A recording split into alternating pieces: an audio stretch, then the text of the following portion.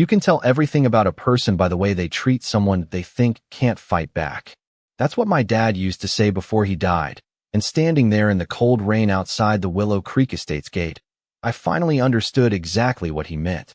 The steel barrier slid shut with a hydraulic groan right in front of my truck, red warning lights flashing across wet pavement while 30 or 40 people stared at me from inside the HOA barbecue like I was some kind of criminal trying to sneak into a private country club.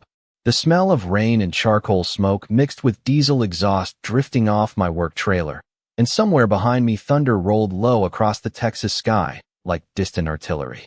My daughter Lily sat frozen in the passenger seat, clutching a paper plate full of untouched potato salad, while water streaked down the windshield in crooked rivers. Then Victoria Hale stepped forward beneath the clubhouse lights wearing a white raincoat that probably cost more than my monthly truck payment.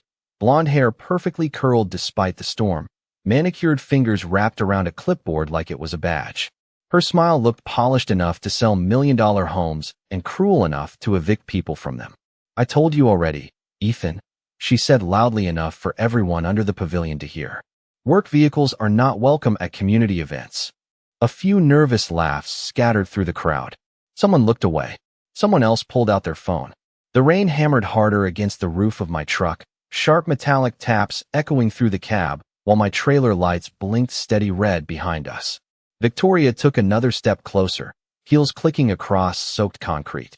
"People like you drag property values down," she said. "This neighborhood is supposed to represent standards." I could feel Lily shrinking beside me. That hurt worse than the insult. She was 16, old enough to understand humiliation when she saw it. The worst part wasn't the gate.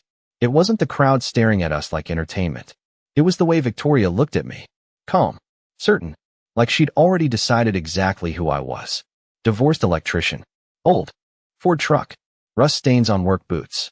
A guy barely hanging on to life after losing almost everything 2 years earlier. Harmless. Weak.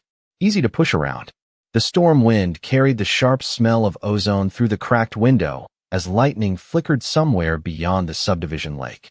I glanced in the side mirror at the enclosed trailer hitched behind my truck. Matte gray steel. No logos. No markings except a small city permit sticker near the back latch already peeling from months of heat and rain. Victoria followed my eyes and smirked. "That thing is exactly what I'm talking about," she said. Industrial junk parked in a residential neighborhood. She had no idea what was inside that trailer. None of them did. The entire subdivision's emergency backup transfer system sat less than 20 feet behind my bumper. Portable grid relays. Load balancing equipment. Enough temporary infrastructure to keep 600 homes powered during a transformer collapse. I'd spent the last 3 weekends assembling it under a city contract after the county warned us this grid couldn't survive another major storm surge. And judging by the way the transformer hummed overhead right then, vibrating loud enough to hear through the rain, tonight was going to test that warning a lot sooner than anyone expected. Victoria folded her arms and tilted her head slightly, waiting for me to argue. Waiting for me to snap in front of everyone so she could play victim later at another HOA meeting. But I didn't say a word. I just rested my hand on the steering wheel while rainwater dripped off my jacket sleeves and listened to the electricity buzzing through the soaked power lines above us. Because people like Victoria always make the same mistake. They think silence means surrender. What they never realize is that some of us stay quiet because we're busy watching exactly how far they're willing to go before they destroy themselves. I bought the house 12 days after my divorce became official. Not because I loved it. Not because it was some dream property. Honestly, the place smelled like old carpet and mildew the first time I walked through the front door. The kitchen faucet leaked. Half the garage outlets did not work. The backyard fence leaned like it had given up on life sometime during the Obama administration. But it had one thing I desperately needed. Space. Enough space for Lily to have her own room on weekends, and enough garage space for me to rebuild my business before the bank swallowed what was left of it. The first night there, I slept on an air mattress in the living room listening to the refrigerator hum and rain tapping against the windows. The silence felt strange after 14 years of marriage. No arguments. No television noise. No slammed cabinets. Just empty rooms and the faint smell of fresh paint covering old damage. I remember staring at the ceiling fan turning slow circles overhead, thinking maybe this was what failure sounded like. My electrical company had collapsed 6 months earlier after my business partner disappeared, with nearly $80,000 from our operating account. At the same time, my marriage was already bleeding out from years of 70-hour work weeks, missed anniversaries, and the kind of stress that settles into your bones until even normal conversations feel heavy. By the end of it all, my ex-wife got the larger house near Dallas, and honestly, I did not fight her for it. Lily needed stability more than I needed pride. So I moved into Willow Creek Estates with an old Ford F-250, a stack of unpaid invoices, and enough tools to fill a small warehouse. The neighborhood looked perfect from the outside. Clean sidewalks, stone entry signs, fresh-cut grass every Thursday morning sharp at 8. Sprinkler systems clicking in synchronized patterns like little suburban metronomes. But places like that always come with people like Victoria Hale. You could smell her expensive perfume before you even saw her coming down the sidewalk. Sharp floral notes mixed with cigarette smoke and artificial vanilla. She introduced herself 3 days after I moved in while I was unloading conduit pipe from my truck. White tennis shoes. Perfect makeup. Clipboard tucked under one arm, like a sheriff carrying law books into town. "Welcome to Willow Creek," she said with a smile polished enough for television commercials. Then her eyes drifted toward my trailer parked beside the driveway. I watched the smile tighten almost immediately. "We do have community appearance standards," she added casually. "Most residents prefer commercial equipment stays out of sight." Commercial equipment. That was how she described the tools feeding my daughter and paying child support every month. I remember wiping sweat and dust off my hands with an old shop rag while August heat radiated off the concrete hard enough to shimmer the air. "It is temporary," I told her. "I am reorganizing the garage." She nodded slowly like a principal pretending to believe a bad excuse. Then she glanced at the extension ladder strapped to my truck rack and said something I never forgot. "People come to neighborhoods like this to escape industrial energy." Industrial energy. Like honest work was some kind of disease. Over the next few months, the fines started showing up almost weekly. Trailer visibility violation. Improper storage appearance. Excessive work vehicle presence. One complaint claimed my garage door, being open on Saturday afternoons, created visual clutter for passing residents. I wish I was joking. Meanwhile, Lily tried pretending none of it bothered her. But kids notice everything, especially embarrassment. Especially when other parents whisper near the community pool while pretending not to stare at your father's work boots covered in drywall dust. That was the part Victoria never understood. She thought she was attacking a struggling electrician. What she was really doing was teaching my daughter exactly how cruel people become once they mistake hardship for weakness. Victoria Hale did not run Willow Creek Estates like a neighborhood president. She ran it like a small-town monarch with landscaping guidelines instead of laws. Every Thursday evening, she patrolled the subdivision in a white Lexus SUV polished so perfectly the streetlights reflected across the hood like water. Window down. Bluetooth headset glowing blue against perfectly styled blonde hair. Slow enough to inspect every driveway, but fast enough to pretend she was not staring. The first time I realized how deep her control went happened during a neighborhood meeting inside the clubhouse 3 months after I moved in. The room smelled like lemon disinfectant, coffee, and expensive candles trying too hard to imitate cinnamon. About 40 residents sat in folding chairs while rain tapped softly against the tall windows overlooking the community pool. Victoria stood at the front beside a projector screen wearing a cream-colored blazer and pearl earrings that clicked softly against her wine glass every time she turned her head. "Property values are the backbone of community safety," she announced while flipping through slides filled with violation photos. Overgrown hedges. Basketball hoops left near curbs. Work vans parked overnight. Then my truck appeared on the screen. My actual truck. Parked legally in my own driveway. The room went quiet except for the low hum of the air conditioning vents overhead. "Certain residents," Victoria continued carefully, "seem resistant to maintaining the professional image Willow Creek was designed to protect." I felt Lily stiffen beside me. She stared down at her sneakers while whispers floated through the room like smoke. Someone coughed awkwardly. Someone else avoided eye contact completely. Victoria smiled the entire time. Calm, pleasant, surgical. That was her real talent. She never yelled, never cursed, never lost control. She humiliated people politely. Over the following months, I started noticing patterns. Contractors who donated to HOA projects never received citations, no matter how many trailers they parked outside. Real estate agents got exemptions for open house signs. Victoria's friends ignored landscaping rules constantly, while single parents and working-class homeowners somehow collected fines every other week. The neighborhood looked clean because fear kept it clean. Every mailbox identical. Every lawn trimmed to regulation height. Every resident smiling too carefully whenever Victoria walked by. The woman practically fed on authority. One Saturday morning, I woke to the sharp hiss of pressure washers outside and found an entire landscaping crew replacing flower beds around the clubhouse entrance. Fresh mulch smell drifted through the humid summer air while workers unloaded stone pavers from a flatbed truck. The funny part was I recognized the contractor immediately. Hill Property Services. Same company name printed on the side of Victoria's brother-in-law's business vans. The HOA newsletter later claimed the beautification project cost $90,000. $90,000 for flowers and decorative rocks. That was the first moment something in my gut started scratching at me. Numbers mattered in my line of work. Permits mattered. Invoices mattered. And those numbers smelled wrong. Then came the towing contracts. Residents started waking up to missing vehicles for tiny violations. One pickup disappeared because the front tire touched grass during a birthday party. Another woman lost her car overnight because her registration sticker had expired by 4 days. Every tow company somehow traced back to vendors connected to Victoria's board members. The deeper I looked, the dirtier everything started feeling.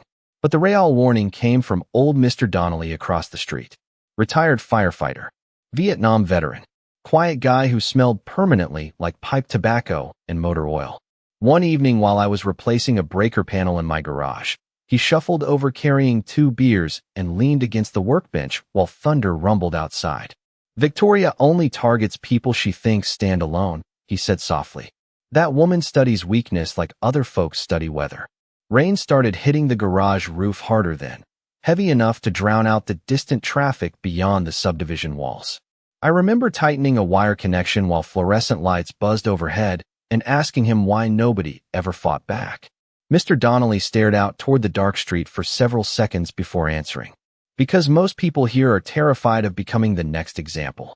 The first blackout hit Willow Creek on a Wednesday night just after midnight. 1 second the subdivision glowed with porch lights and television screens behind neatly trimmed hedges, and the next everything dropped into darkness so suddenly the entire street fell silent. Then came the alarms. Car horns. Dogs barking. Air conditioning units.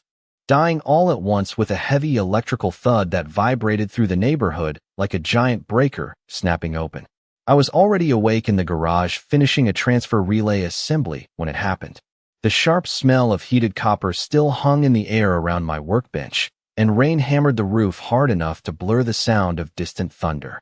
My backup lantern flickered on automatically while tools rattled softly from the sudden loss of power. Through the open garage door, I could see neighbors stepping outside in pajamas holding flashlights and phones up toward the dead streetlights overhead. Then I heard Victoria before I saw her. I knew this would happen. Her voice carried through the darkness from halfway down the block. Sharp, certain, angry enough to cut through the storm. By sunrise, she had already posted 3 separate updates on the HOA neighborhood app blaming unauthorized electrical modifications somewhere inside the subdivision. She never used my name directly. She did not have to. Everyone already knew who the electrician with the work trailer was. By lunchtime, 2 HOA board members knocked on my door wearing matching rain jackets with clipboards tucked under their arms like backup deputies. The smell of wet grass drifted in behind them while muddy water rolled off their shoes onto my porch. "We are conducting a compliance inspection," one of them announced while avoiding eye contact. I asked if they had legal notice. They ignored the question completely and walked straight toward my garage. That was when I saw it. Fresh boot prints near my outdoor breaker panel. Not mine. The metal access cover hung slightly crooked, barely noticeable unless you worked electrical systems for a living. My stomach tightened instantly. I opened the panel slowly while rainwater dripped off the edge of the roof above us.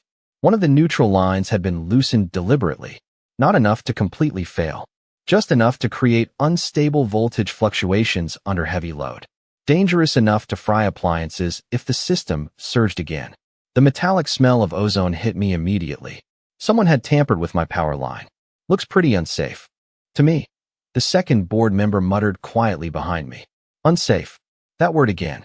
Victoria loved that word because it sounded responsible while hiding what she was really doing. I tightened the connection without saying much, while both men pretended not to notice the fresh tool marks on the panel screws. Then one of them handed me another violation notice claiming my trailer posed a possible grid interference hazard. Grid interference. Complete nonsense written by people who thought electrical terminology sounded scary enough to intimidate homeowners. But what happened next changed everything. Around 6 that evening, the entire south side of Willow Creek lost power again, this time for almost 6 hours. Refrigerators shut down. Security systems failed. Garage doors froze halfway open. The humid Texas heat settled into houses like wet blankets, while generators hummed from wealthier homes farther down the subdivision. The strange part was the outage originated nowhere near my street. It traced back to an overloaded community transformer behind the clubhouse. I knew because the city utility dispatcher called me directly. I had done emergency contract work for them after spring tornado damaged 2 counties over. Ethan, he said over crackling radio traffic and storm noise, somebody overloaded the balancing grid out there. You seeing anything unusual? I looked across the dark subdivision toward the clubhouse parking lot, where Victoria stood beneath emergency lights, speaking dramatically with residents gathered around her like frightened voters during a campaign speech. Then I noticed the maintenance truck parked beside the transformer station. Hill Property Services. Her brother-in-law's company again. And suddenly every piece started sliding together inside my head with the cold precision of locked gears. The fake repairs. The inflated contracts. The unstable grid loads. The repeated outages.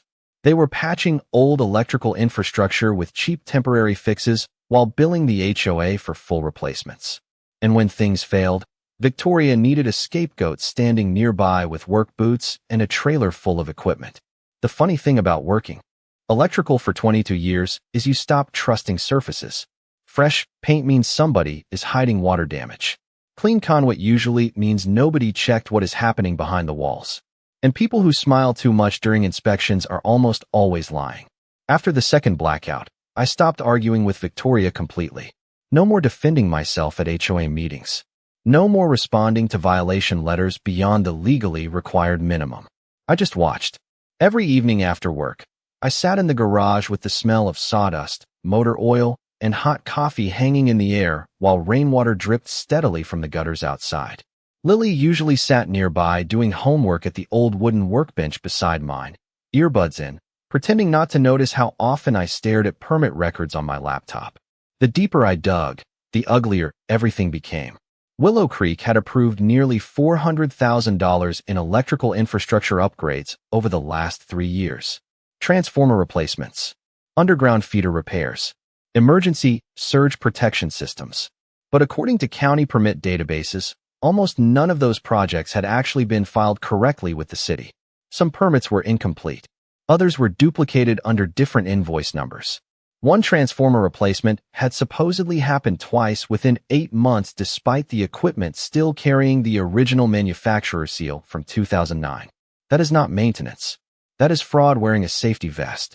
One Thursday afternoon, I drove past the clubhouse and noticed workers unloading brand new decorative lantern posts near the pool entrance while half the subdivision still suffered unstable voltage during storms.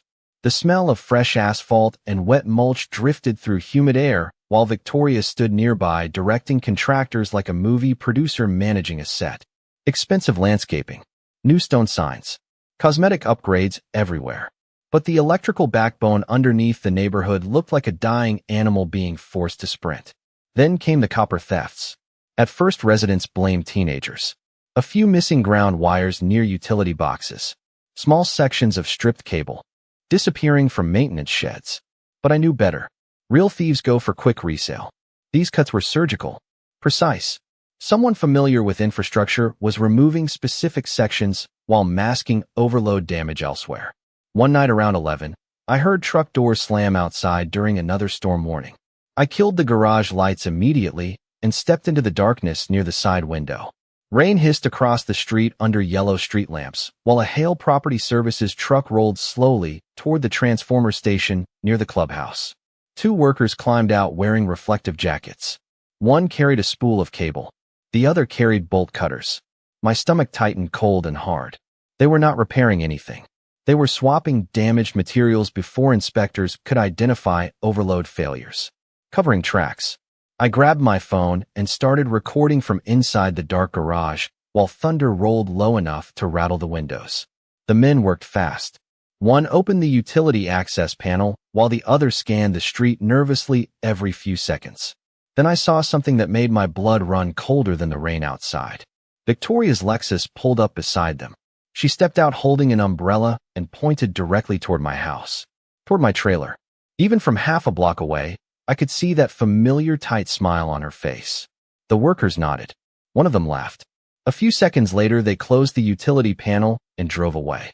Victoria remained parked there another minute staring toward my garage through sheets of rain before finally leaving too. That was the moment I understood exactly what she was planning. She needed a fall guy before the entire grid collapsed under the next major storm. Someone visible. Someone easy to blame.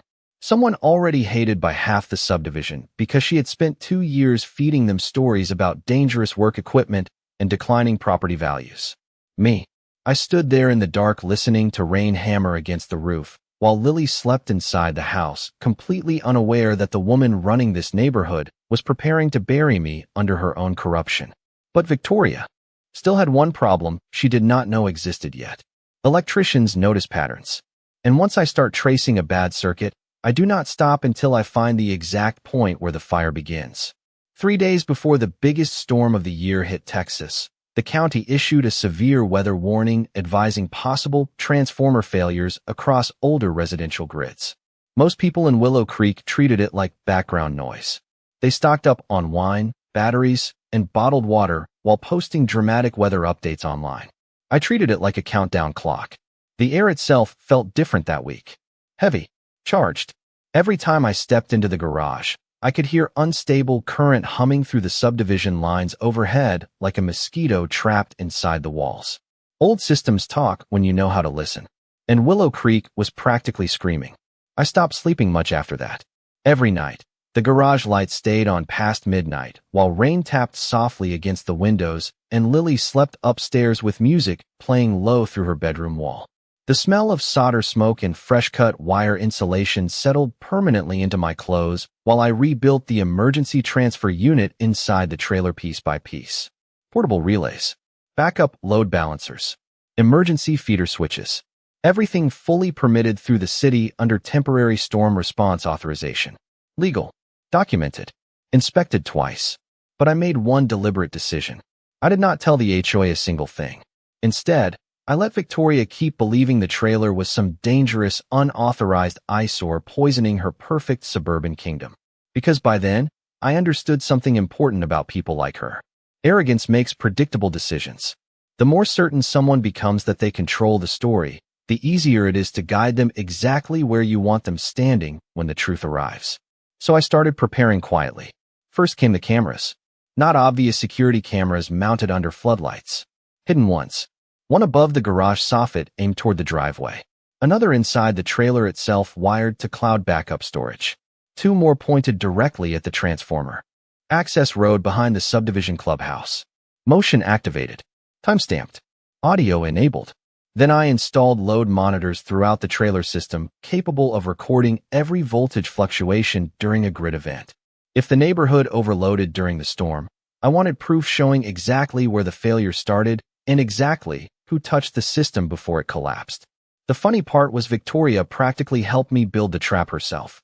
Every violation notice she sent strengthened my documentation trail. Every public complaint she posted online established motive. Every fake safety concern painted her deeper into the role she created for herself. Meanwhile, I kept acting tired, defeated, harmless. At the next HOA meeting, she actually smiled while announcing a proposed emergency vote banning commercial equipment from all residential lots during severe weather conditions. For neighborhood safety, she said while residents nodded nervously around her. The room smelled like stale coffee and wet umbrellas from the incoming storm outside. I remember watching rain streak across the clubhouse windows while thunder rolled low enough to vibrate the floor beneath our chairs.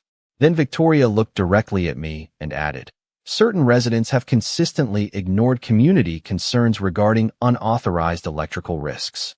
Unauthorized. There was that word again. I almost laughed. Instead, I just rubbed my thumb slowly across the edge of the violation notice sitting in front of me and let her continue talking. Because earlier that same afternoon, the city utility office had quietly emailed me updated storm projections. Estimated overload probability for Willow Creek's primary transformer grid during peak surge conditions, 87%. 87. The neighborhood was one hard lightning strike away from complete electrical failure. And Victoria's contractors had spent 2 years patching critical infrastructure with temporary shortcuts and missing copper lines. The entire system was a house built on burned wiring. That night, after Lily went upstairs, I stood alone inside the trailer listening to rain hammer against the steel roof while indicator lights glowed soft blue across the transfer panels. The air smelled like cold metal and ozone. Outside, wind bent the trees hard enough to scrape branches against nearby rooftops. I checked every camera feed one final time. Cloud backups active. Motion sensors active. Timestamp servers synchronized. Then I looked toward the subdivision entrance where Victoria's security gate lights flickered briefly during another voltage dip. A tiny blink most residents would never notice. But I noticed. Electrical failures always whisper before they scream. And something deep in my gut told me Victoria Hale was about to make the biggest mistake of her entire life. The storm hit Willow Creek at 2:07 in the morning with the sound of a freight train tearing through sheet metal. I woke before the first transformer blew because the pressure in the air changed so suddenly my ears actually popped. Rain slammed against the windows hard enough to shake the glass, while lightning flashed white through the bedroom like camera strobes. Then came the noise. A deep electrical boom somewhere near the clubhouse followed by total darkness swallowing the neighborhood all at once. Every air conditioner died instantly. Every porch light vanished. Even the security gate at the subdivision entrance went black. Beside me, Lily sat upright in bed breathing fast. "Dad?" she whispered into the darkness. The smell of ozone hit the room almost immediately through the cracked hallway window. Burned insulation. Hot rain. Overloaded wiring. I already knew exactly what had happened. I grabbed my flashlight and pulled on my boots while thunder rolled overhead so violently the floor vibrated beneath my feet. Outside, the subdivision looked like a drowned ghost town. Wind bent trees sideways while rainwater rushed down gutters in thick streams. People stumbled onto porches shining phone flashlights through the storm. Voices panicked and confused beneath the constant howl of wind. Then my driveway floodlights snapped on automatically from the backup battery system. Bright white light exploded across the rain-soaked street like a stage spotlight. And right there at the edge of my driveway sat Victoria's Lexus. I actually laughed when I saw it. Even in a full neighborhood blackout, she still came straight for me. 2 Hale Property Services trucks idled behind her while hazard lights blinked orange through the rain. Workers jumped out wearing reflective jackets and carrying bolt cutters, pry bars, and portable flood lamps. The storm water soaked through their clothes within seconds. Victoria stepped out holding an umbrella that instantly flipped inside out from the wind. But she still marched toward my trailer like a woman convinced she was finally about to win. "There," she shouted over the storm while pointing toward the trailer behind my truck. "That illegal system is overloading the neighborhood grid." Illegal. She kept using that word right up until the end. I stayed standing near the garage entrance without moving while rain hammered the driveway between us. "Victoria," I said calmly, "you should leave that trailer alone." Her eyes narrowed instantly. "You do not give orders here," she snapped. Somewhere behind us, another transformer groaned loud enough to echo through the subdivision. Sparks flashed blue against the sky near the clubhouse utility station. Residents were gathering now despite the storm, drawn by the lights and shouting. Flashlights flickered across windows and porches all down the block. Victoria looked around at the growing audience and made the exact decision I knew she would make. Public humiliation mattered more to her than caution. "Remove the lock," she ordered the workers.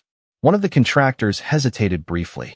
"Ma'am, if this is city equipment, it is unauthorized property creating a safety emergency," she interrupted sharply. "Cut it." The metallic snap of bolt cutters echoed through the rain exactly like I imagined it would. The moment the security seal broke, everything happened at once. Red strobes exploded across the trailer exterior. An alarm screamed loud enough to cut through thunder itself. Hidden floodlights mounted under the trailer frame activated automatically, washing the entire street in harsh white light, while camera indicators blinked alive from every angle. Then came the automated voice broadcast through external speakers. Warning: authorized municipal emergency infrastructure unit. Tampering detected. Law enforcement and city grid supervisors have been notified. Silence hit harder than the storm for about 2 full seconds. You could actually see confusion spread across Victoria's face beneath the rainwater streaming down her makeup. Then distant sirens began rising somewhere beyond the subdivision entrance. Fast. Multiple vehicles. The contractor holding the bolt cutters stepped backward immediately, like the metal suddenly turned radioactive in his hands. Victoria looked at me then. Really looked at me for the first time since I moved into Willow Creek. And in that exact moment, standing under flashing emergency lights with rain pouring off the trailer roof and sirens racing closer through the darkness, I finally watched certainty disappear from her face. The first police cruiser reached my driveway less than 4 minutes after the trailer alarm activated. Red and blue lights sliced through the rain while tires hissed across flooded pavement. Then came the city utility trucks. Then the fire marshal. Then 2 county inspection vehicles with amber emergency strobes reflecting off soaked rooftops all down the subdivision. The entire street glowed like a construction site in the middle of a hurricane. Neighbors crowded under porches and garage overhangs wrapped in blankets and rain jackets, watching the scene unfold in stunned silence while thunder rolled overhead. Victoria stood completely motionless near the trailer with rainwater dripping from the ends of her hair and mascara streaking faintly beneath one eye. For the first time since I met her, she looked small. One of the utility supervisors climbed out of his truck and immediately recognized me. "Cole," he shouted over the storm. "You activated the emergency transfer unit?" I nodded once and pointed toward the damaged trailer seal hanging loose where the bolt cutters had snapped it open. The supervisor's expression changed instantly. He turned toward Victoria and the contractors with the kind of slow disbelief people wear when they realize a situation just crossed from stupidity into criminal territory. "Who authorized tampering with city emergency infrastructure?" he demanded. Nobody answered. The only sound was rain hammering metal roofs and the steady electronic pulse of the trailer alarm still echoing across the subdivision.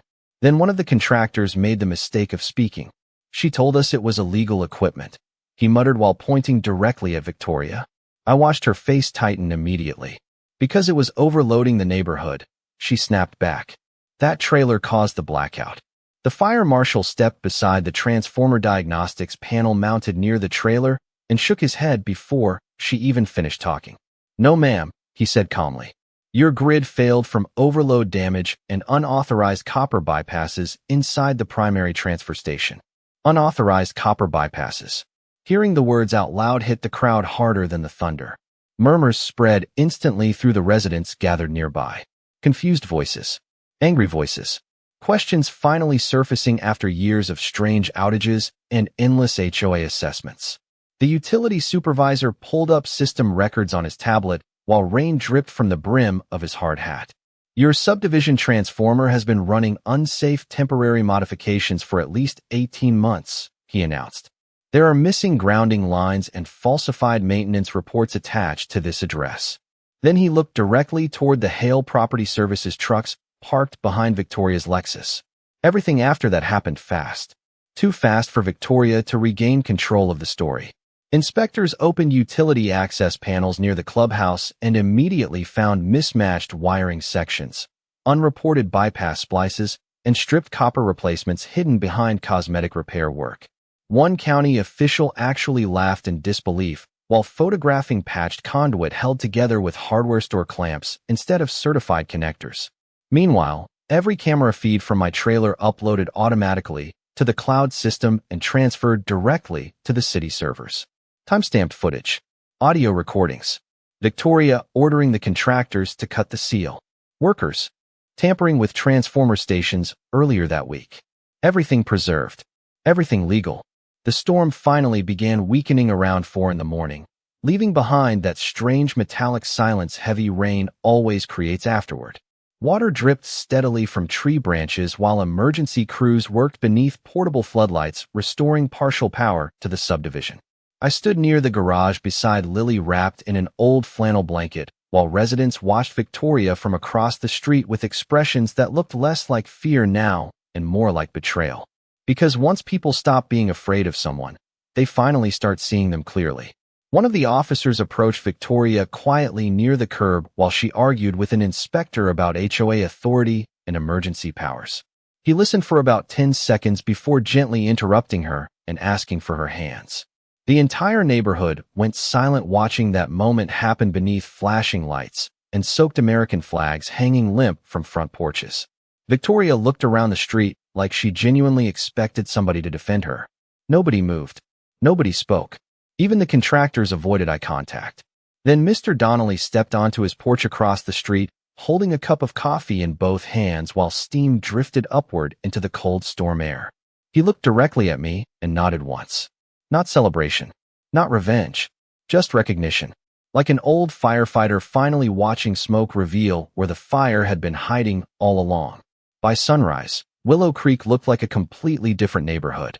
The storm clouds had finally broken apart into thin gray streaks drifting across pale Texas sky, while puddles reflected emergency lights still flashing near the clubhouse transformer station. Water dripped steadily from tree branches onto sidewalks covered in wet leaves and scattered insulation debris. The entire subdivision smelled like rain-soaked asphalt, burned dust, and fresh coffee drifting from open kitchen windows now that people had stopped hiding inside their homes. Utility crews worked through the morning replacing damaged transfer lines while portable generators hummed low across the block like distant engines idling after a long race.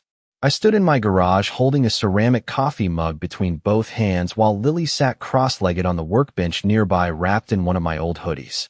The trailer doors behind us stood open now, exposing the backup infrastructure system Victoria had spent months calling dangerous junk. Thick feeder cables, emergency relays, city inspection tags hanging from every panel. Official documentation clipped neatly beside the control station. Funny how quickly people stop mocking work equipment once they realize it is the only reason their refrigerators are running again. Around 8:30, residents started walking over one by one. Quiet at first. Awkward. Mrs. Patterson from the corner house brought homemade muffins still warm enough to steam in the cool morning air. A younger couple I barely knew apologized for believing the rumors about my trailer. Even one of the HOA board members showed up looking exhausted and pale, carrying a cardboard box full of financial records for investigators. Turns out once the city started auditing the electrical contracts, the numbers collapsed almost immediately. Fake invoices, duplicate repairs, missing permit approvals. Over $200,000 in inflated infrastructure spending routed through shell maintenance vendors connected directly to Victoria's relatives. The whole thing unraveled in less than 6 hours once people with actual authority looked beneath the surface. That was the part that stayed with me afterward. Not the arrest, not the humiliation, just how fast fake power disappears once real accountability walks into the room. Around noon, the utility supervisor stopped by the garage carrying updated inspection reports under one arm. His boots left wet footprints across the concrete floor while he studied the backup system humming quietly inside the trailer. "You probably saved this neighborhood from a transformer fire," he admitted while handing me the paperwork. "Another overload like last night could have taken out half the subdivision." I nodded but did not say much. Honestly, I was too tired to enjoy any of it. Weeks of tension had finally drained out of my body all at once, leaving behind that strange hollow exhaustion you feel after surviving something ugly for too long. The garage felt quieter now. Peaceful for the first time since I moved into Willow Creek. No buzzing anxiety sitting in the background. No waiting for another violation notice taped to my door. Just the soft clink of tools settling inside drawers and the smell of coffee mixing with cool storm air drifting through the open garage. Lily looked up from her phone suddenly and smiled. "The neighborhood app is losing its mind right now," she said. I raised an eyebrow. "Good or bad?" "Mostly people pretending they always supported you." I laughed harder at that than I probably should have. Then she climbed off the workbench and wrapped her arms around me for the first time in months without hesitation or embarrassment. Just proud. Proud in a way that hit deeper than any revenge ever could. Outside, sunlight finally broke through the clouds and lit up the wet streets across Willow Creek in long golden reflections. Neighbors stood talking calmly near driveways instead of whispering